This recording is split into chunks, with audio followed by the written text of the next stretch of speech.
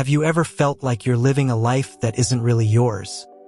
Like you're just following a script written by other people? At work, you sit through pointless meetings, stay late, and swallow your frustration just so you won't be judged. At home, you fake a good mood at family dinners when all you really want is silence. In relationships, you smile and nod to avoid fights, even if it means denying what you feel. You think you know who you are, but what if that you is nothing more than a mask? Carl Jung, one of the greatest psychologists in history, said we all wear masks to be accepted. And you probably know yours well. The flawless employee who never fails, the always available friend, the calm person who never complains. These masks do help you earn approval, but they come with a steep cost. Because at the end of the day, you lie in bed with that nagging feeling that nobody really knows you, not even yourself. And that pain is real. You've said yes to favors you didn't want to do. You've listened to criticism in silence, even though inside you were burning with anger. You've stayed in places and relationships that drained you, just because it felt easier to fake being fine than to face rejection. The harsh truth?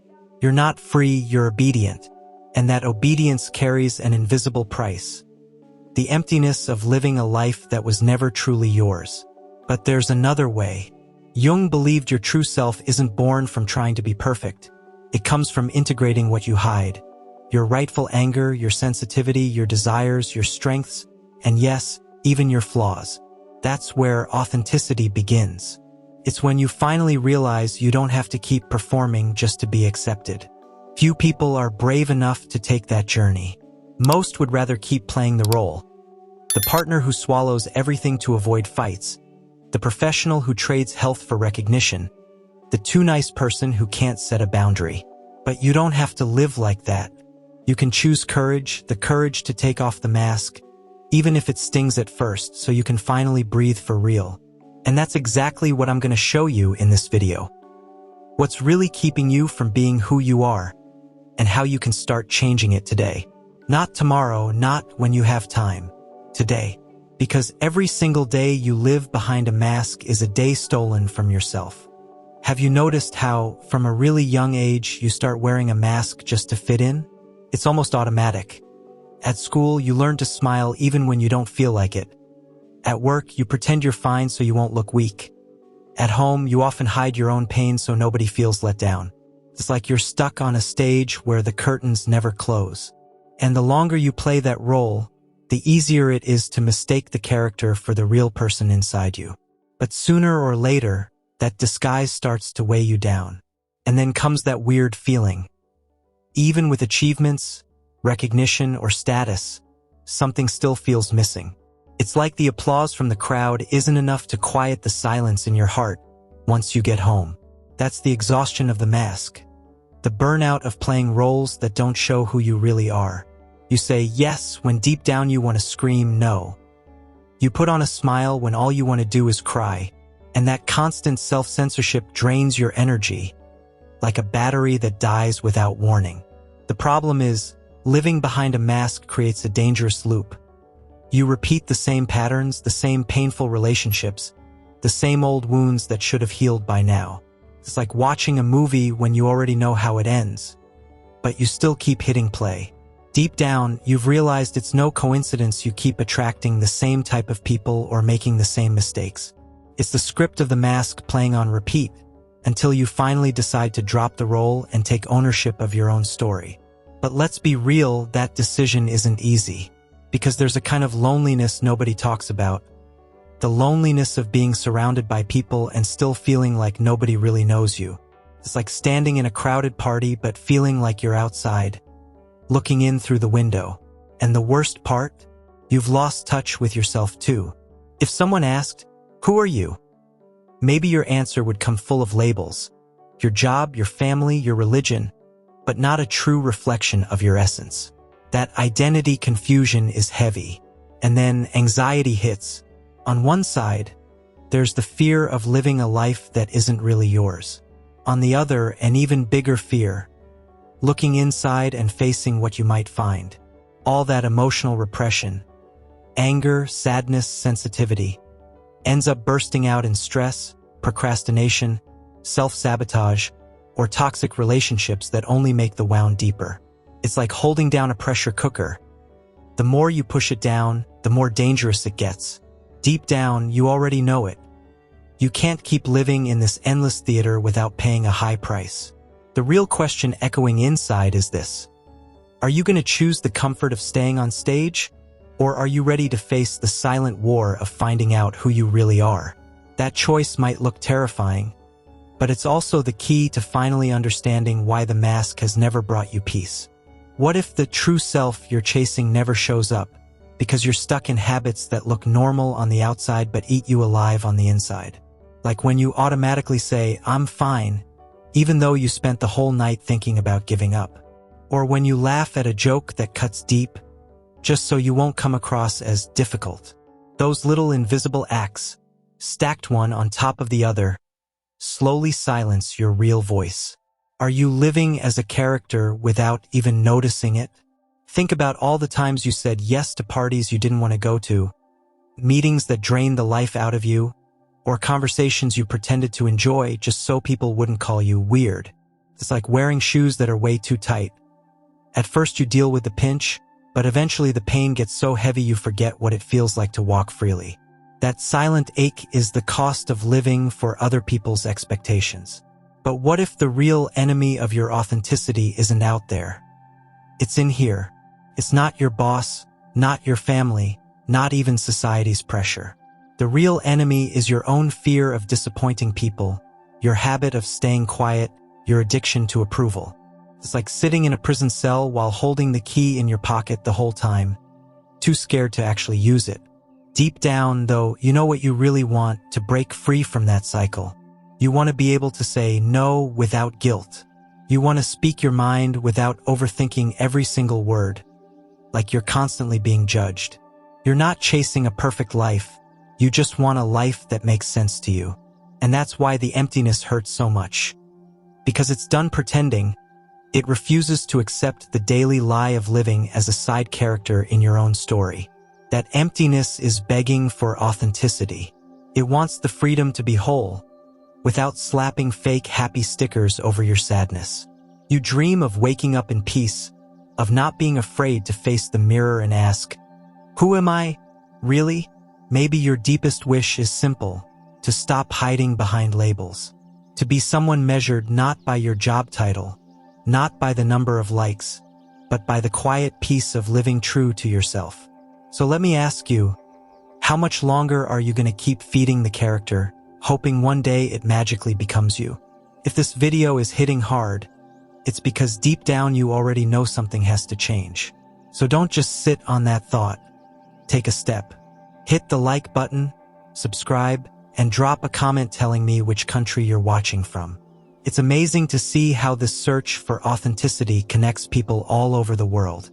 When I talk about the shadow, I'm not just talking about big traumas or dark secrets. The shadow is also that envy you feel when someone achieves what you wanted, but you cover it up with a polite smile. It's the jealousy you deny, telling yourself you don't care. It's the urge to rest, but you bury it because you've learned to define yourself by how much you produce. It's everything you feel but repress because it doesn't match the character you've built for the world. But living only through the persona comes with a heavy price. Sure, you might be known as the reliable friend, the model professional, the balanced person. Yet when you're alone in your room, when nobody's watching, that hollow feeling creeps in. It's like you're playing all the right roles but not actually living. Your life feels like a well-rehearsed script, predictable, safe, but stripped of truth. Think about it. It's like you're painting only half the canvas of your life. The visible part looks flawless, bright colors, clean strokes. But the other half is left blank, hidden. And no matter how much you try to convince others the painting is complete, you know something's missing. The cruel irony? That blank part holds the very colors that would give your story depth, intensity, and meaning. I remember a season when I repressed my own indignation. I swallowed every time I saw injustice, just to protect the image of being calm. Until one day I realized the cost. Projects I could have led were handed to others, because I looked too passive. My fear of showing the shadow, my legitimate anger, my refusal to settle, ended up costing me both opportunities and respect. And here's the trickiest part. What you repress doesn't vanish. It comes back in unexpected places, in that explosive reaction against someone who had nothing to do with it, in the procrastination that wrecks your plans, in those random anxiety attacks that hit out of nowhere. It's like the shadow whispering, "If you don't listen to me, I'll find a way to make myself heard." And it almost always shows up at the worst time. Deep down, you know repression keeps you safe, but it also keeps you stuck. It feels comfortable to stay in character, but that's exactly what stops you from feeling whole. So the real question is, how long are you going to keep erasing half your canvas just to stay acceptable in other people's eyes? The first trap is emotional obedience. It shows up when you'd rather drop a smiley emoji in the family group chat than admit you're sick of the jokes that cut you. Or when you agree to lend money even though you know you shouldn't, just so you won't look cold. You don't comply because you want to, but because you're scared of losing affection. And in the end, you pay the price of betraying yourself in silence. The second trap is the pull of family wounds. It's like walking back into the same scene, only with different actors. Did you grow up hearing you weren't enough? Then you probably end up with people who treat you the same way. Maybe you lived with someone controlling, and without noticing, you look for partners who replay that role. It's like your mind insists on restaging the pain, convinced that this time you'll fix the ending. The third trap is clinging to certainty. It dresses itself up as caution, but deep down it's fear. It's when you turn down an opportunity because you don't know if it'll work out, even though where you are isn't working anymore. It's staying in a shallow friendship just because it's been there for years. It's that feeling that change takes too much effort, so you keep yourself chained to the old, even when the old has already lost its meaning. The fourth trap is the addiction to self-improvement. And I don't just mean studying.